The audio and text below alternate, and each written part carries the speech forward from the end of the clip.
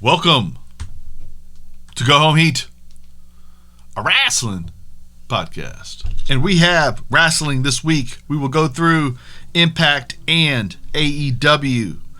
Impact is heading into Turning Point this evening, which is Saturday. We record these things on Saturdays, guys. Turning Point Saturday on Impact Plus. We begin with Tennille Dashwood and Madison Rayne with Caleb and a K. Yes. As her helper. Versus Havoc and Nevaeh. Madison's, did you notice how I just rolled Nevaeh off my tongue? Just pow! Perfect. 6 months in. Perfect. No problems. Okay. Madison's first match in quite a bit, and you can tell by the way this match is done that it is. Tennille does well here as Madison has some issues here and there. We wind up with Madison trying to get her cross Rayne, which ends up in a tombstone piledriver pin. Havoc Nevaeh win. What did you think? I thought it was effective at what it was meant to do, which was to be... Tell the story that Madison don't need to be the partner. Yeah, exactly. Okay. Gia Miller and the Good Brothers are having fun at Ethan Page's expense as they are making fun of Karate Man. And Page gives Anderson a slap, and Anderson slaps him back. We will have fisticuffs later in the day between Page's friend Alexander and Carl Anderson. Yes. And they're going to do. They did a thing last night. Whatever you call that stuff. I did not watch it. No, I didn't get around to watching Talkin' Shopomania too. People seem to like Talking Shopomania. Yes, I did not see anyone get murdered. They said there would be a murder.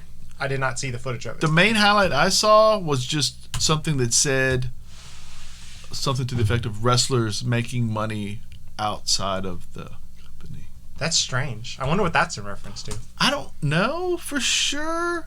Could be a reference to Twitch. Maybe. And many other things. Yeah. It's interesting, though. Subtle. Subtle as a sledgehammer.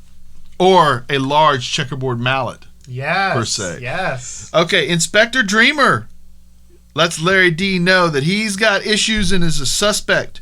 Dreamer performs a deception test. Not a lie detector, a deception test. Larry D passes. Cody Deaner is a suspect as well because at one point he said, I want to kill that guy, which may or may not that's motivation. Mean something. Right? Well, in his defense, the guy was being a groomzilla. Yeah. So those things happen. We're going to find out who shot Bravo at some point, though. But not tonight. X Division Championship match. Rohit Raju versus TJP. If TJP loses, he does not get to challenge for this title again. And what a great match. This match was awesome. You enjoyed it? Yeah, absolutely. What did you told me kind of what you really appreciated about it. I liked how Rohit wrestled more of a straightforward match. Absolutely. Like in the pay-per-view match, he didn't do a whole lot. He was kind of the opportunistic heel who takes advantage of what other people are doing. But he's a good wrestler in his own right. Absolutely. And you put him in there with TJP, who's a great wrestler. Absolutely. You see something new every time you watch that guy. It was a great match. It was. I thought so too. TJP loses, however, and he is no longer in the title picture here. We move on. He says that specifically he cannot challenge for the X Division title if Rohit is the champion. Right, correct. So in this, he can't challenge again in this current title reign. Correct. Now, Falaba is being questioned as well, and Hernandez, who had just left the questioning room, believes Falaba is guilty of all this. And Kiera Hogan and Tasha roll up and get in Hernandez's face and run him off, and then they steal Falaba's money. Yeah. And replace it with duct tape, which I thought was clever. I thought it was interesting at first because I was like, dang, are they really standing up for my boy? No. They stole his money. Deception is at play. The Rascals have been evicted from the treehouse and are leaving, evidently. And if this is not a work, I'm irritated. I love the Rascals. Where could they go? Evidently WWE.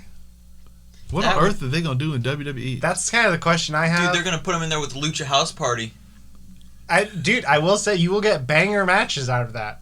Those dudes are all incredibly talented. Right. I feel like the Rascals will get lost, most likely to get lost in the shuffle. Can you believe the Hemp Brigade? Man. That's going to be their name, right? I just made that up. The Hemp Brigade. The Hemp Brigade. Dude, that's my... If they don't use that name, I'm going to use that name as like a band name or something. That's probably going to be way better than what they're going to come up with. But they're going to call him like... do they keep them in a faction? Because they're really good. They're going to call him like the Evolution. Wait, that's already... That was already a very popular... Wait, hold on. No, No, I don't know, man. Hold on. No, they're going to call him the Revolution. Maybe they're going to get serious about the X Division. I hope so, man. I mean, dude. I mean, you literally just brought in 3 competitors that can challenge. 3 top-level competitors. I mean, dude, the matches are going to be bangers. You know what sucks? I'm not going to be able to watch them. Well, what I don't know if sucks is the right word, but this basically means 205 Live is going to be like must-see TV for a little while. Oh, yeah, absolutely. Which is... Dude, there was a period in 2017 where it was like must-see TV. Yeah, and I think... then Enzo Amore showed up. Well, and I think that was post-Enzo is the one. And for a little while there, no. we were having Mustafa Ali, like a couple months ago. We were having Mustafa Ali and Ricochet every week, which is, those guys, wow. Anyway, let's move on to what matters. AC Romero matters. I do find it weird that they're leaving Impact. I felt like Impact was the perfect spot for them in a lot of ways. They didn't have much success, admittedly. Yeah. They're not going to go Well, over... I never got how... I mean, they could go over to AEW, but, like, that's... I've just never gotten how... Trey Miguel.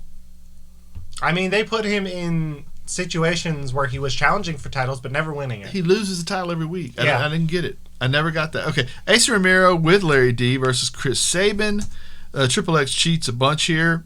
Sabin finally gets a chance for the double crossbody and multiple kicks to the head, and he gets the pin, and Hail Sabin. Hail Sabin. Yes. Double team beatdown post-match, which you could see it coming if he was going to win. Sami Callihan has plans that involve Chris Bay's opponent, Eddie Edwards. And they discuss these plans as we cut to Father James Mitchell, who denies that he has shot Bravo, although he does completely understand that it's reasonable you would think so. Man, I thought the joke during this where he was like, Dreamer was like, yeah, I know, man, but your deception levels are off the charts. And James Mitchell's like, oh, deception runs through my veins. It's, I don't know. Yeah. They're having so much fun. He's James such Mitchell a good, yes. He's such a good evil. But now, the flip side of this is Mitchell does believe he knows who the dastardly doer is. And we will see if this comes true. Bay versus Edwards. And this was one of your better Eddie Edwards matches. Yes. And that is a lot to do with that guy Bay, who's like phenomenal. Chris Bay's so... Dude, did you see he's in the Super J Cup in New Japan? That's great. Yeah, That's him and incredible. TJP. And like Chris Bay straight up listed as from Impact. Yeah. Dude, I mean, I thought They worked it hell out. would freeze over before... Impact and New Japan worked it out. New Japan seems to hold grudges quite strongly, and they hated Impact for what they did to Okada. Right? But no, that's cool. I think that's great. Rocky Romero's working with the Good Brothers with New Japan's express permission. You know what I mean? Two things I wondered there. Impact is kind of... They were bought out by the TV... Right. The Access. media conglomerate. And also... The Good Brothers probably have a good working relationship with a lot of those guys over there, and they could have Impact signing them may have actually allowed them to facilitate a new deal with New Japan, which is great for all of us. And even if they just do stuff like send people over for the Super J Cup, which always has, a bunch of really talented cruiserweight type people from other promotions, right? Which is phenomenal. Dude, I'm so excited for this year's field. Right. It's great. Right. Man. Right. I love wrestling. Yeah, of course you do. Now, Eddie counters a You've been doing a springboard. wrestling podcast for over a year. And I love it. It'd be pretty daunting if you didn't like wrestling. Yeah, get ready for my heel turn next episode where it turns out that I hate wrestling the whole time. But yeah, what you were talking about. Eddie winds up countering a springboard with a cutter and wins here. And then Bay grabs a chair, which was what Callahan had told him. And the Hacker Man looks like he's going to attack. And he does attack. And then Swan comes out, which was all bait for Shamrock. And Callahan has got him on the ropes when the Rascals come in and make the final save of a very busy little stuff that happens post-match. And we're going to wind up with the Rascals going out in style. We'll get to that in a minute, right?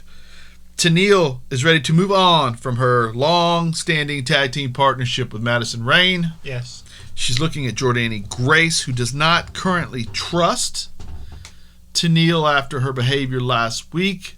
And Jordani Grace will allow Tenille to try to gain her trust at Turning Point in a tag match. That would be a formidable tag team. It would be. But Jordani Grace and anybody is a formidable tag team. You're right. You know? Don't get me wrong. Yeah. Straight up. Swan thanks and proposes that they tear the house down on next week's last episode for the Rascals, where Rich Swann and Trey Miguel wrestle Dez and Wentz. Dude. And that should be a banger And of a a match. half, bro. Right? Oh, if they let it happen, if they just give me the shenanigans post-match. Please. And let me watch 20 minutes of this. Please. Right? Gia Miller interviews a worried Deonna Purrazzo, and Kimberly lets her know that she's got nothing to worry about, which of course means Su Yung will quickly abduct Kimberly, put her behind a glass wall, and she will screech down as she succumbs to the evil The undead violence. bride. Yes. I'm sorry? Undead champion bride. Yes. Yes. Yeah, it matters. And evidently she is all alone. And I believe that was etched in blood on the window. Yeah. Which is a good visual. Spooky. Spooky. Dreamer has moved on to Havoc. After all, she had to bring her undead father back in order to have this wedding even done. So obviously she's got an axe to grind, or a bullet to shoot, if you want. And she doesn't think she did it either. And so then we get Reno Scum, Adam Thornstone, and Luster the Legend versus Falaba and Crazy Steve. What did you think? That was pretty good. It was okay. Yeah. It was okay. It was one of those matches where it was like, yeah, turned about how I expected. Correct, especially with Crazy Steve and Falaba having issues with each other. What I like Crazy Steve. I think he's a really good wrestler considering the gimmick that he's kind of handcuffed by. And Thornstone and Legend are pretty good too. They're sufficient. Yes, Chris Sabin needs a stormy partner for Triple H. Triple H. Triple H. Hey, wait a second. I apologize, world. Triple lot of XL. You get it?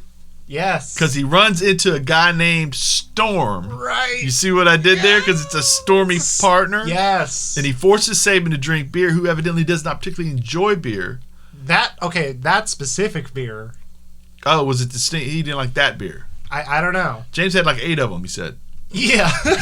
I love, dude, it's cool seeing James Storm. Yes. And I actually would like, if old boy is hurt for a little while, I would like to see Storm wrestle with him for a bit, then maybe turn on him and go on and do something else. Perfect. But I love James Storm. James Storm's awesome. He's a great talker, great wrestler, got the look, got the attitude. He's everything you want in a Southern-based wrestling company. Yes. James Storm is king, right? Whether that's NWA or yes. I will say I want at some point to see a James Storm Hangman Adam Page tag team. Oh yeah. The Drunk Cowboys. If you could just get the Drunk Cowboys would be great. If you could just get AEW to sit still for like a year, because I don't think James likes to work places where they travel. Yeah. I think he likes to work somewhere close to where he lives and Hey, I get it. right up there. If you can make the same amount of money, and he has a farm, a ranch, right? If he doesn't, I'd be surprised. So that he probably, ranches aren't easy to maintain. Doc tells Willie Mack, the doctor tells Willie Mack that he has a bruised larynx, but the bruised larynx will not prevent him from being able to wrestle in Moose attacks, and he's going to continue this beating until Chocolate Thunder avoids, survives, and starts to return the favor. And then this ends as we move to Eddie Edwards versus this is going to be a setup for a Turning Point match, and then we get Eddie Edwards at Turning Point versus Daivari, Jordani Grace and Dashwood versus Valkyrie and Rosemary, which should be a formidable tag team at Turning Point. And then we get our main event of the evening, where Josh Alexander versus Carl Anderson comes up. both these guys could be single stars, and if they wanted to, the match was really great. I like how a lot of times when you see a wrestling company do things where we have a feud, you wind up with a lot of different style of tag team matches. Impact will let the 4 guys rotate in singles matches against each other. Yeah, it's kind of the flipped version of it, which is cool. It is cool because then you wind up getting, because Carl Anderson can go, and Paige can go, and Alexander can go. So those 3 matches are going to be good. Oh, yeah. And Doc's not, he's limited because the knees aren't what they probably once were. He was never Shawn Michaels anyway, but he can do certain things, and I feel like he's wrestling better than I've seen him wrestle lately. I don't know if not having to do house shows might have helped him be a little more fluid, working once a week and maybe being able to prehab is what they call that.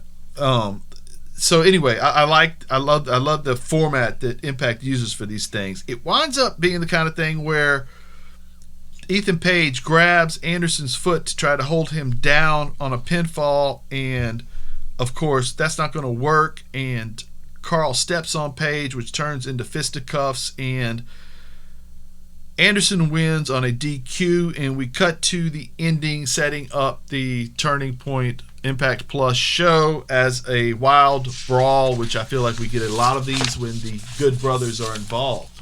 What did you think about the show? Pretty good episode. I thought it was good. I really enjoyed it. And we're going to move on to the main event of your wrestling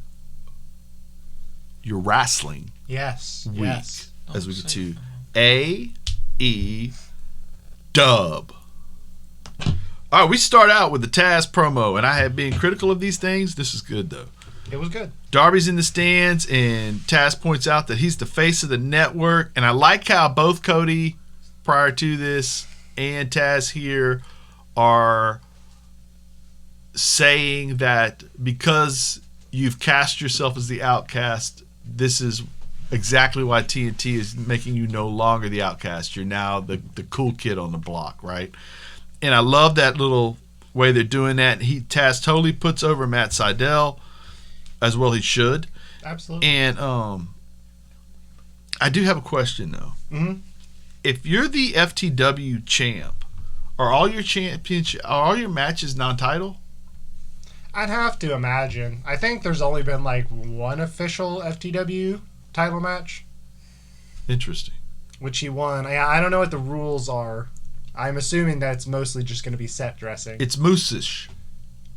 Yeah, in a lot of ways. Okay. Well, we get a good matchup here. Matt Sydal versus Brian Cage. Dude, Great way to start a show. Go ahead, talk about it. Yeah. Dude, the finish was cool as hell. Dude, he tries to go for like the flipping neck breaker and Flying Cage, Sydal. Yeah. Cage just catches him and then puts him in the drill claw. Dude, it was perfect. Yes. For everything this match needed to be, make Brian Cage look strong and powerful to make Sydal look... Dude, formidable. He's awesome. Right. Now, I feel like, too, AEW has done a great job recently of the first match being incredible. Almost every week. Every week. That's the crazy part. Yeah. Now, sometimes it turns out to where this is a jumpstart for a really great episode. Sometimes it's kind of a little bit better than the rest.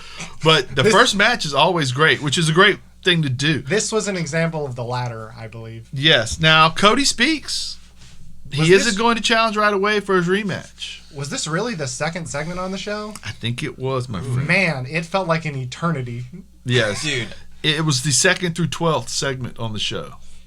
I don't... MJF is next for... No? No. Because Jade Cargill comes out and lets Cody know that he is What? not a giant, I believe. And that he calls himself a giant killer.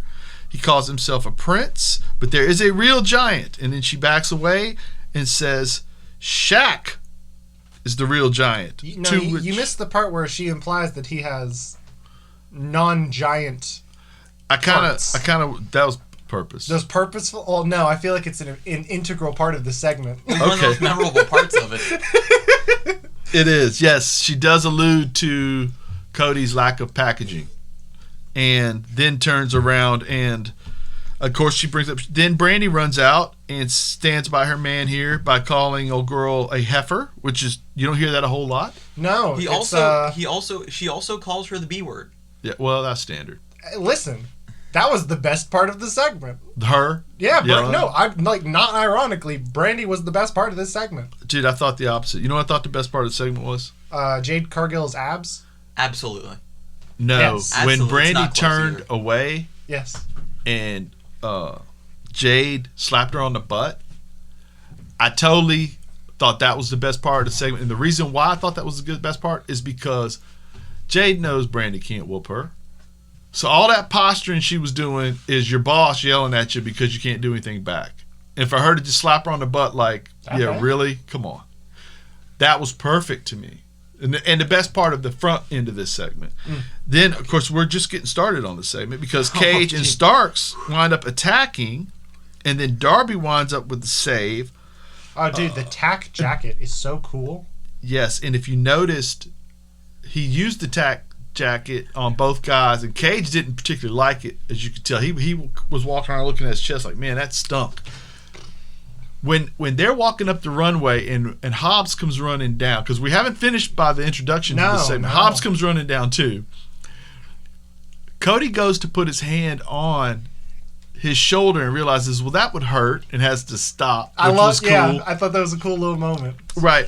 Now, what did you think of this segment? Okay, should I do like a full thing and what I thought of every single multiple parts Do of what this? you want. All right, so we start out with the girl showing up behind Cody. All right, that's where I'm going to start. Who is this woman? She's been in the crowd. I mean, she's been around. I'll say that much. Because, like, every time I was like, damn, that lady's abs. Yes. Yeah, and You got to introduce she's her shredded. sometime. She's Shredded. shredded. Not... I don't know if you should have introduced her this green in such a big segment. Yeah, I would have maybe held off a little bit until she had more... The worst part was that after every quote unquote zinger she dropped, she turned to the crowd and went, "Huh?" He's waving Huh? his arms like, Huh? like that was great. Yes. That was great. Yeah, it was... And then when Brandy, can I go after the Brandy thing just a little bit? Can I criticize it a Go little ahead. I mean, do what you want. bit? Did Brandy purposefully not sound genuine? Like, did she purposefully put on a fake accent? Like, Fake That was her okay, mad. No. That was her mad. No, we need to not go there in terms of criticism. I will say that much. People have come out with some absolutely wild statements on how she talks, and no, that is not correct. but like, I know that she knows, and we all know that woman would destroy her and Cody. And that's not. I'm not insulting her at all. Not everybody could beat someone with ads that you could grate cheese on. Straight. Like, we keep talking about her abs, but like, man, if you saw them, they're great. Yeah, she's well built. Now, my thing with all of this is I don't understand. To me, it could have been 4 segments, but to me, it's 2 segments, right?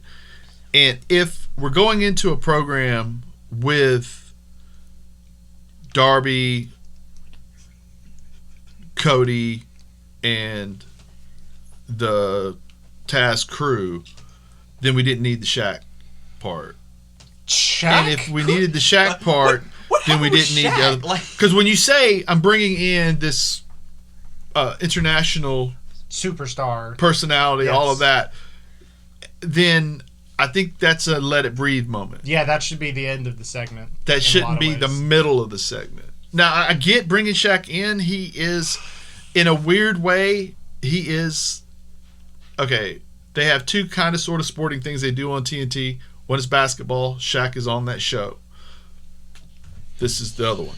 So if they merge those 2, they're a commercial for each other. I get where they're going. Shaq's very athletic. He's big. I understand. I also absolutely. get the worries of if Shaq, that other company brings in the people from outside. But we've already had Here's- Tyson sit outside the ring. here's the thing though. The Tyson thing didn't even go anywhere. Here's the thing though. If Shaq, You think this is? if Shaq no. shows up on AEW, he's gonna have to act. Have you not seen... Steel? Yes. Kazam? Kazam. I almost said Shazam. which Either is way a is different fine. movie. Which is a better movie. It is a better movie, straight Exceedingly. I don't know, man. I'm not excited for Shaq versus Cody. Surprisingly. I don't even know how to say this in a way, but like, man, I really like Cody's. I think Cody's a good wrestler. I've been an avid defender of Cody in more recent times. I've really enjoyed a lot of his matches. Why is he in the program with Shaq, man? There's so many other matches I would rather see. I don't know, man. It's so strange. Who knows where this goes? Now we wind up moving on though to a Moxley promo. Oh, I liked it. Yes. I liked it. I thought it was good. Yes, the palate cleanser. You could call it. Honestly. The title represents everyone who can't pay bills, everyone disenfranchised, and every kid that gets made fun of for being a pro wrestling fan. And the next challenge is Omega, one of the best to ever do it. December 2nd on Dynamite. I'm ready. And I thought he did great. I'm so ready. And I thought, we'll get to it, but I thought the Omega promo was the polar opposite. And this was the heat of Mox. Yes. And you're going to have to go through me type thing. And then Omega, we'll get there. But in a way, Omega's like, I'm absolutely not going to go through you. I'm going to beat you in a wrestling match. Completely different. Because he talks about how I whooped you last time. Not many people have whooped him twice. And Omega will point out why that's not really true. Or at least to Omega. Yes. Bunkhouse match is up next. Natural Nightmares versus Butcher Blade. Bunny, what did you think? I thought This was a match. Honestly, I thought it was pretty good. It had some good parts. I did notice that Dustin was a little slow on a couple moves. Yeah, Like- he hasn't wrestled a whole lot lately. Well, he's also, he's wrestled in 5 different decades, There's also a moment where he's like handcuffed to the Yeah. thing, and he like falls off the apron, and it just like snaps off. And I don't know. It looked rough for a second, but evidently he was okay. But like, I think the biggest question I have regarding this match was that it was really long for something that really didn't feel like it had much of a good Build up. Like- Strange build up for a bunkhouse match that's going to be 20 minutes. And again, I enjoyed watching the match. I thought it had some good moments. I thought, again, maybe a bit long. I would have liked also to have seen Butcher and the Blade win, because I think those dudes are cool as hell. Really big fans. Right. But man, the build-up is just... I did not really care about the story that they were telling. Right. I just don't think the story was particularly interesting. Like the whole thing with the bunny, instead of being like a story like they're telling in some of the other mid-tier stories, it felt like they didn't have a plan for Allie, and they just needed her to switch back. Do you want me to quickly encapsulate this whole rivalry please. and match in one thing? Absolutely. They do a match, a long match, and one of the kicker moments in the match that's going to bring this whole thing together is Blade's going to run into Bunny. Bunny's going to go through a table, and the camera missed the table. Yeah. It missed the whole thing. Missed the whole thing. Allie That's his whole rivalry in a nutshell. Match was pretty good. Lead up was the finish was okay. I mean, it tripped me out because the finish of the match should have been the 12-foot jump off the ladder, elbow into the chest. It didn't take him real long to get over there and cover. That's a finish. It's a fantastic finish, right? Yeah. But of course, we had to have the spot for Bunny, which of course they don't even get on TV until later. So that, to me, that encapsulates this whole thing. It was almost really great, but not quite. The story wasn't quite there. The match was pretty close, but just a little. And then the kicker is the finish winds up a little off because we weren't all.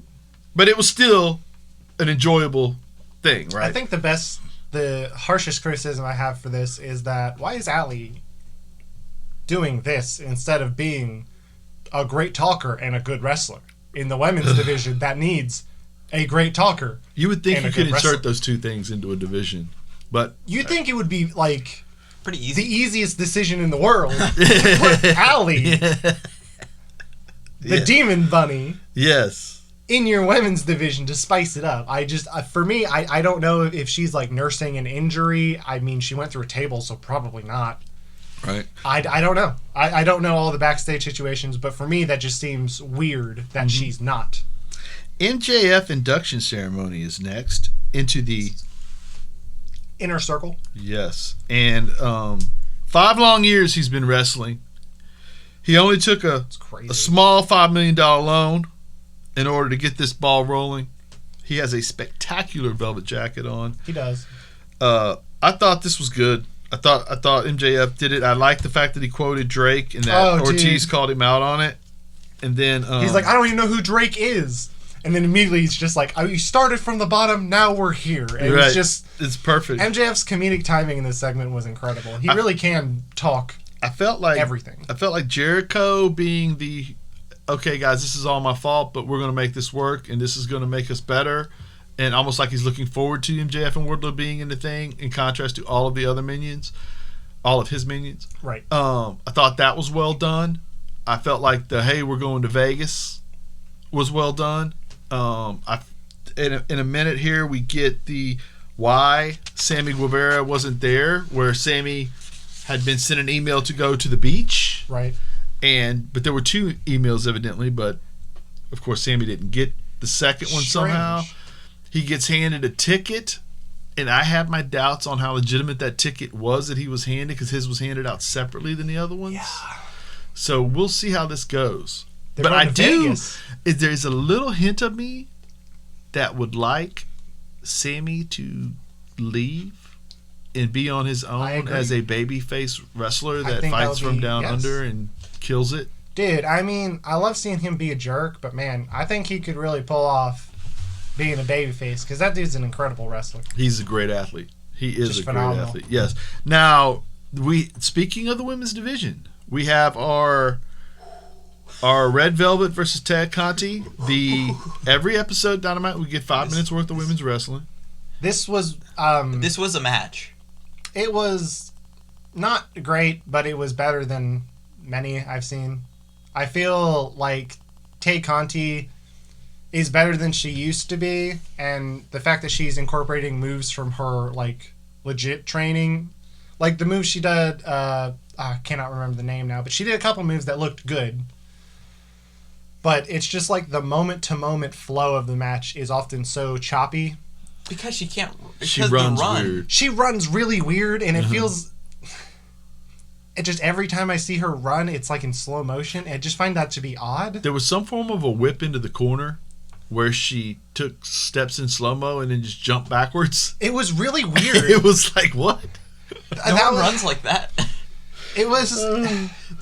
but like you said, it's strange because... It's almost like some of the moves all the parts are there. Yeah, some of the moves looked fine. It's just the overall flow of the match was choppy, slow, stuff like that. Mm-hmm. But I will say that's not incredibly difficult to improve, if that makes sense. Yeah. Can I point out the that's spot a fixable issue. Where it was the final spot, right? Where Conti was on one knee, right? Right. And then she was hit with the boot of doom. Or rocket kick. Or Red Velvet was on one knee. Oh, and then Conti hits her with the rocket kick. Yes. And she dodged, but Conti still slapped her leg. And it was like... It's instinct, man. It's instinct. And when she got up, and Conti like stayed down for a while after she was dodged. And it's like... I almost thought she looked around like, should I continue? like almost like... Should I act like I got hit right there and continue, or should I go on with the rest of what do I do now? Because that was a blatantly obvious when she slapped her leg that I should have got kicked and I didn't. So what do I do? That's something that that's something you run into in like every kind of match, like at every level though. Yeah. The good ones just mow through it. Yeah, the good one. Yeah, absolutely. Every time I see something like that and they just like go through it, I'm always really impressed that having them the wherewithal. But I also totally get it if you're just like, dude. The great ones act like physically you may like they figure out a way to turn that into a part of the. Oh, I thought. I was watching Wrestle Kingdom 11 again, and there's one spot where Shibata Goto. I love that match to death and back. Where Goto does his like running like leaping kick in the corner.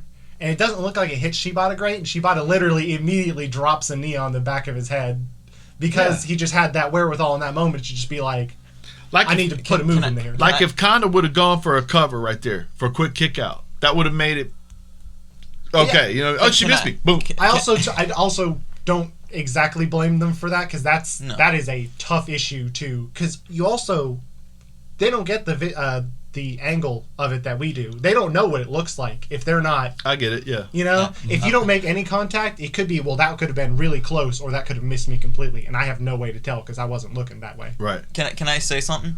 When you said the great ones, I thought you were gonna say the great ones forget which leg is injured, and then they. Sell it. Yes. Sell it.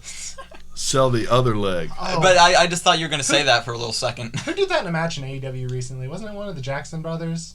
They like Matt looked at which leg it was supposed to be like a Shawn Michaels reference. He absolutely he looked. did. Yeah, I thought it was funny. Man. It made it blatant too, so that you could get it if you're a mark. That was great. Yeah. Now Eddie Kingston comes out and gives. Conti winds up winning.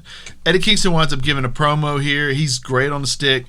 Ray Phoenix versus Penta is next, and I thought it was great. I thought this match was awesome, and commentary during this match was on fire. Kingston was killing Tony. Dude, Kingston was killing all of them. Do you hear that little? It was during one of the commercials, but him and Excalibur. That was the first time I've ever heard Excalibur get mad. Right. Oh, dude, it shows how Eddie gets under people's skin. Absolutely. And I love that dynamic because that was what was happening in the match, and that's what was happening on commentary. Right, and he had to. Tony was blaming Kingston for the brothers not being able to get along because this had never happened before Kingston got into company and his best friend Penta, and then in the match, they're trying to rip one another's masks off. I'll go ahead and say it because I know I wasn't the only person to feel like this, but the fact that Pentagon has hair threw me off. Right. I feel like I guess I thought every luchador was bald, which is not the truth. I saw. I don't. but I just assumed that they're bald. I thought that Since the first one you saw was Rey Mysterio, he was bald. Fenix is bald. Ah, yeah. But I mean, there's people like Andrade when he wrestled under a mask. That dude definitely had hair under there. Right. But Well, it still throws me off.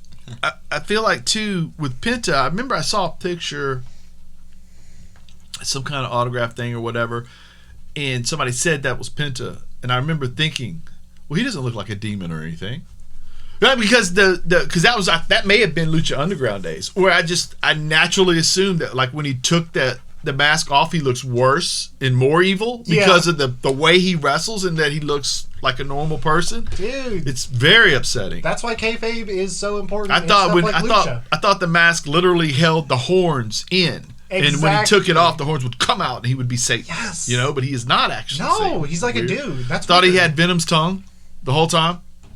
Who knew? He was just normal. Man. Weird. Great match. Penta roughed him up at the end with the ring apron. Package pile driver. Dude, holy moly. That looks like he even Kingston. Kingston's so good, he points out, oof, that was too much. Right, he was okay with them trying to rip each other's mask off, but when he saw, he might have broke his neck right there, and he didn't. It was actually done better than some I've seen him do. Oh yeah, safer.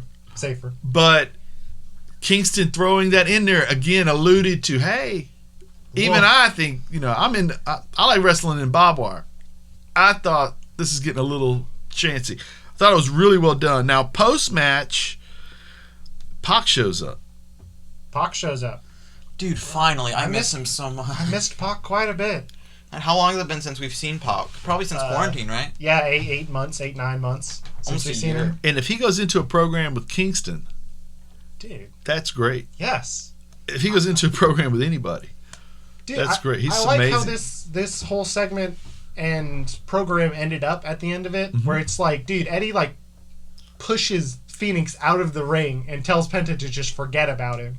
Yeah. He's just crushing. Right. And it's like, well, what's going to happen? I don't know. What's going to happen with the come Lucha to his Brothers? Senses? Well, and two, I've wanted Penta and Phoenix to be singles wrestlers anyway. So exactly. I don't have a problem with this. If you're not going to make them tag team, if you're not going to put them in a scenario where they have a chance to be tag team champs, let Phoenix wrestle for TV titles. Yeah. Let Penta wrestle for heavyweight titles, get into feud. Penta can get into a feud with anybody and make it so brutal. I mean, if Mox were to lose the belt and go down the card a little bit and get into something with Penta, you're looking forward to that. Dude, I'm gonna start just dropping hundreds of dollars on merchandise. Right. Now, especially if it's just Penta merch, right? Exactly. Dude, his merch is cool. Now, I want to go back quickly before we leave this program to the Omega promo, which was earlier, and I didn't focus on it, but I held it back for a reason. A couple of things I want to point out. One, Omega talks about how Moxley is on the cover of all the magazines in the world. There are not magazines anymore, so he's going to need to upgrade his material PWI on magazine. that. They do have physical copies of that, I will say that. Two physical copies. 2? Get sold. Come on, man. Nobody buys magazines anymore. Yeah, that's a fact. But now let's move on to, I love the fact that we pointed out earlier, he points out that we're 0-0 because that other match wasn't a wrestling match. I'm the greatest wrestler in the world, and I love the tone in which he delivers this whole thing. It's very matter-of-factly, very, I've got a place to be, very, this company is beneath who I am. I'm the jewel of the company. You all are here to allow me to, he even said, I'm ready to take my place back at the mantle of the greatest wrestler in the world. And I thought it was great. Did you like it? Oh, I loved it. I think that's the kind of promo that Kenny excels at. Absolutely. And I haven't heard enough of this version. No. Especially recently. Now, do you want to talk about the Super Juniors tournament for quickly? The Super J Cup, I mean, just dude, the... New Japan Wrestling is what we're talking about. Yeah, New Japan Pro Wrestling. From New Japan Jerry.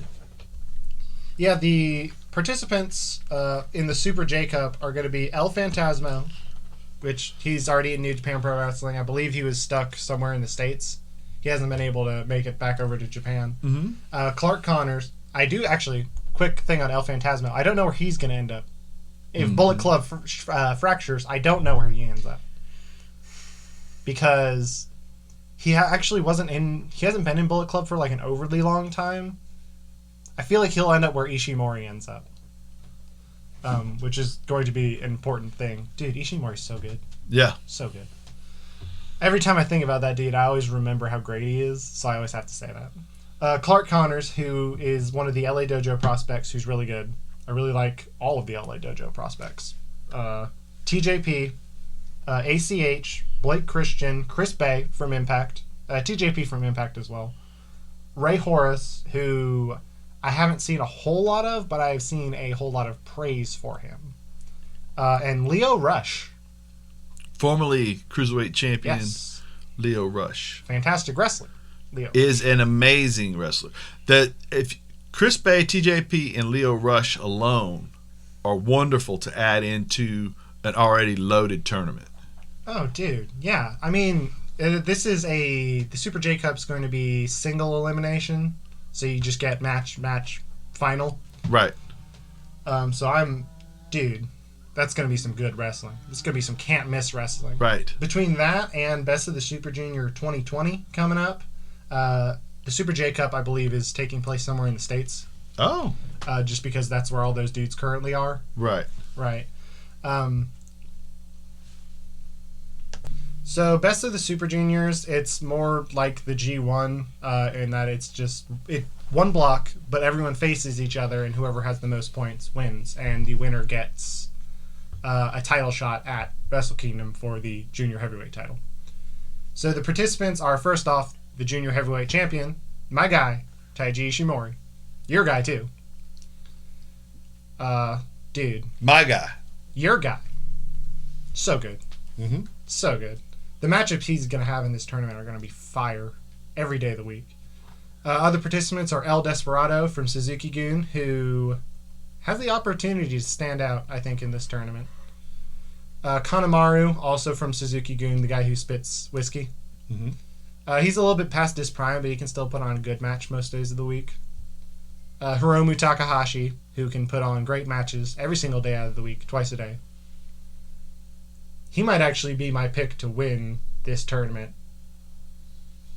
this year. Because, dude, Hiromu versus Ishimori in the Dome. Can you imagine? They're going to kill each other.